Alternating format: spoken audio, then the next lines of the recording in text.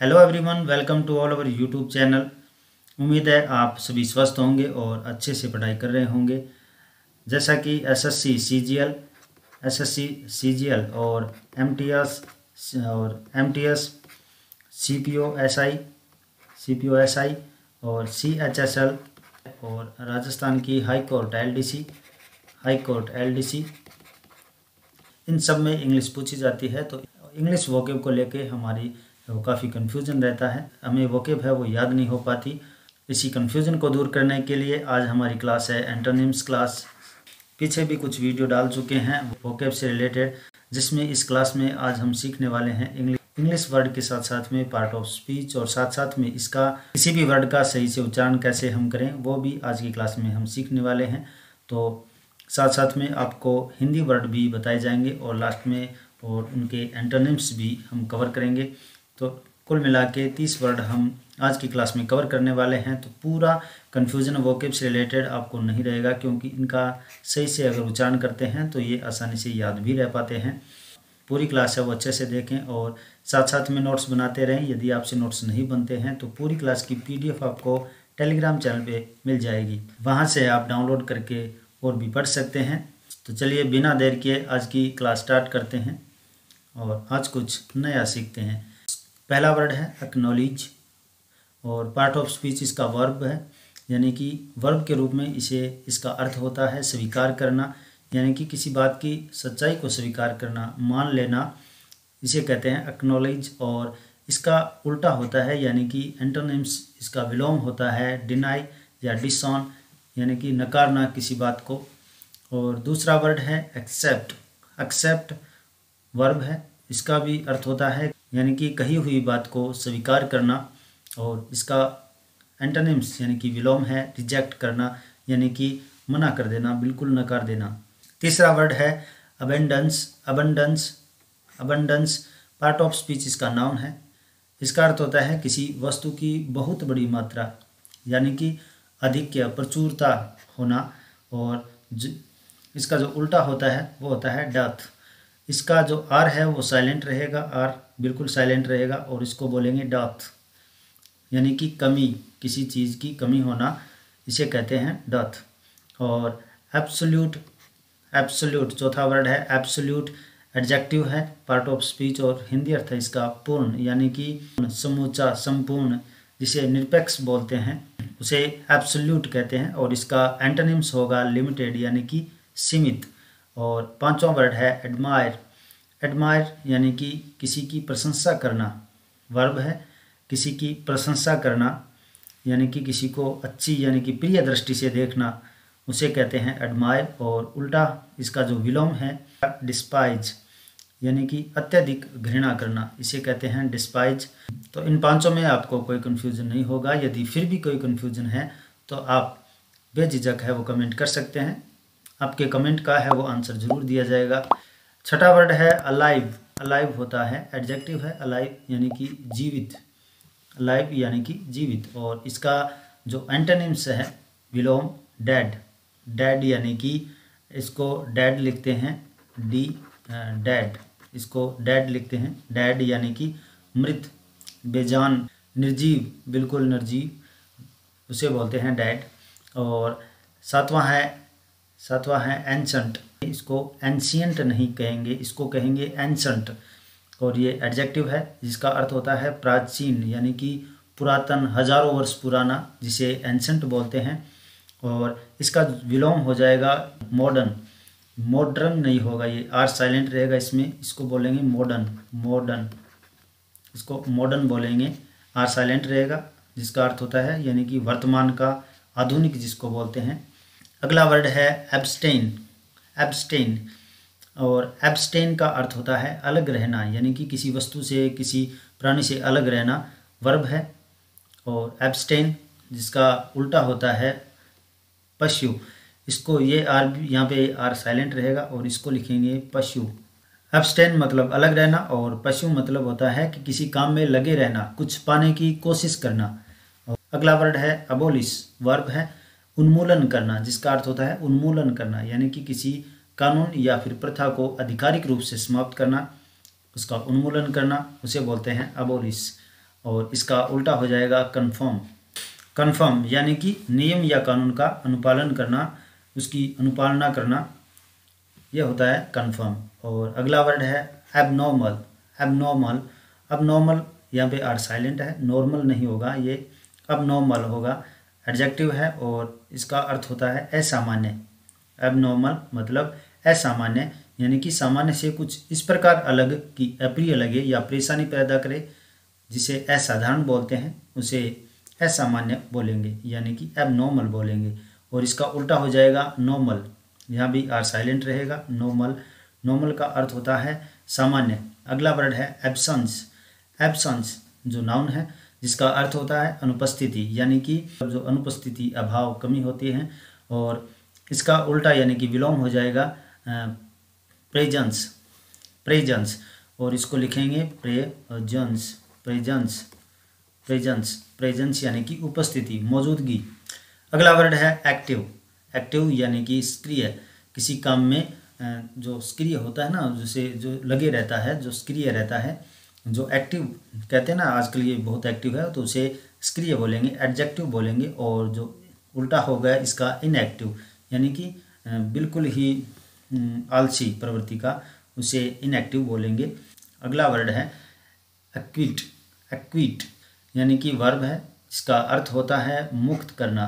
किसी के यानी कि किसी कोर्ट द्वारा या न्यायालय द्वारा किसी को निर्दोष होने की जो विधिवत घोषणा की जाती है, उसे बोलते हैं एक्विट।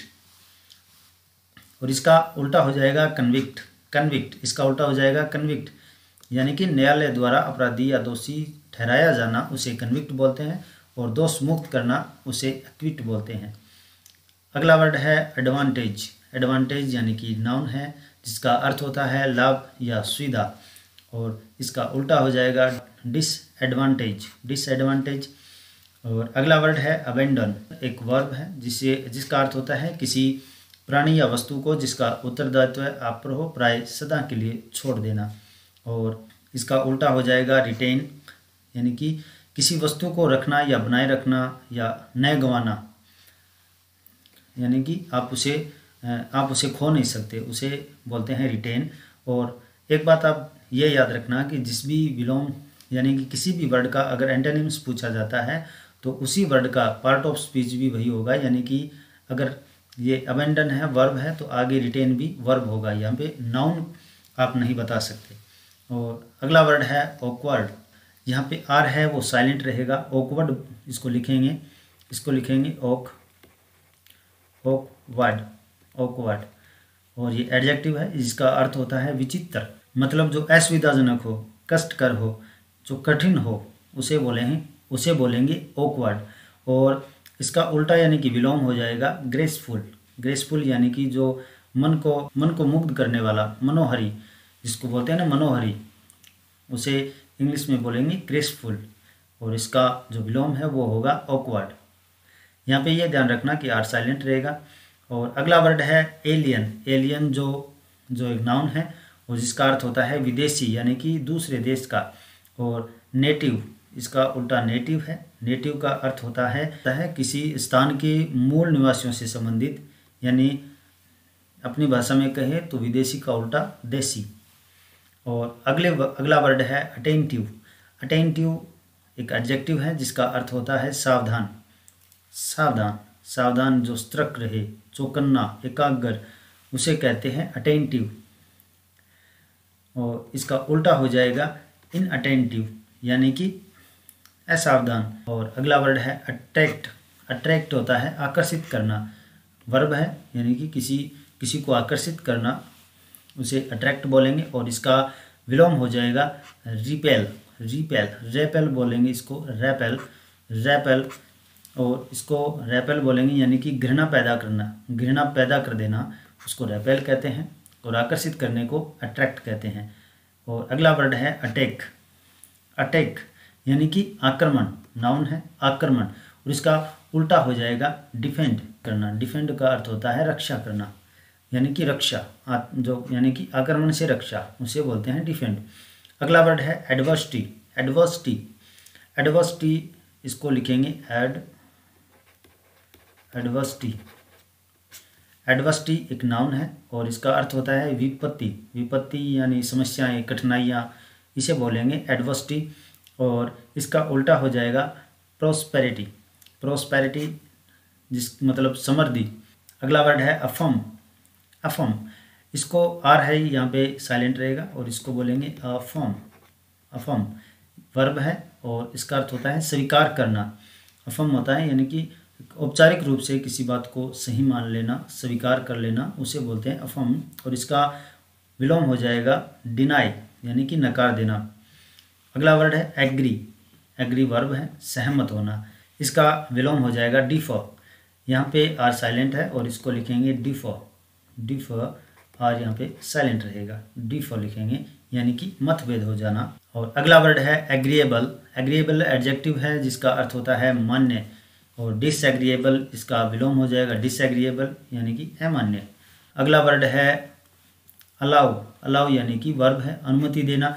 और डिसअलाउ यानी कि अनुमति नहीं देना। और अगला वर्ड है ऑलवेज। ऑलवेज, इसको ऑलवेज एडवर्ब है, इसका अर्थ होता है सदा, हमेशा, नियमित रूप से। और इसका उल्टा हो जाएगा नेवर, कभी नहीं। अगला वर्ड अटैच। अटैच वर्ब है जिसको अर्थ होता है जोड़ना यानी कि जोड़ना, मिलाना। और डिटेच, इसका विलोम है डिटेच यानी कि अलग करना, तोड़ना। अगला वर्ड है एसोसिएट। एसोसिएट एक वर्ब है जिसका अर्थ होता है सहचर। नाउन में इसको बोलते हैं सहचर यानी कि साथ में काम करने वाला एसोसिएट होता है। और वर्ब में इसको बोलते हैं मिलाना यानी कि अपने मस्तिष्क में, किसी मस्तिष्क में व्यक्तियों या वस्तुओं के बीच में जो संबंध स्थापित करना होता है उसे कहते हैं एसोसिएट। और इसका विलोम हो जाएगा डिसएसोसिएट यानी कि संबंध विच्छेद करना। अगला वर्ड है असेंबल। असेंबल, असेंबल, असेंबल, ये अजेंबल नहीं होगा, ये है असेंबल। जिस एक पार्ट ऑफ स्पीच इसका नाउन है और जिसका अर्थ होता है सम्मिलन यानी कि किसी वस्तु के विभिन्न हिस्सों को जोड़ना असेंबल कहलाता है। और इसका जो विलोम होगा वो होगा डिस्पर्स। यहाँ पे आर साइलेंट रहेगा, यहाँ पे ये आर है वो साइलेंट रहेगा, इसको बोलेंगे डिस्पर्स।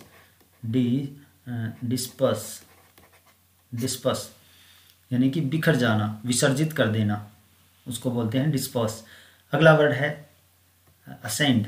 ये अस्केंड नहीं बोलेंगे इसको, इसको बोलेंगे असेंड। असेंड, असेंड वर्ब है जिसका अर्थ होता है ऊपर चढ़ना या बढ़ना। और इसका विलोम हो जाएगा डिसेंड। यहाँ पे भी कै नहीं बोलेंगे इसी को, डिसेंड बोलेंगे इसे, जिसका अर्थ होता है नीचे उतरना। तो ये थे 30 वर्ड। और साथ साथ में उम्मीद है आपको ये क्लास पसंद आई होगी, तो इसे लाइक ज़रूर करना, इसे लाइक ज़रूर करना। और आपने आज कुछ नया सीखा है तो इसे अपने दोस्तों के साथ भी शेयर करना ना भूलें, इसे दोस्तों के साथ भी शेयर करना।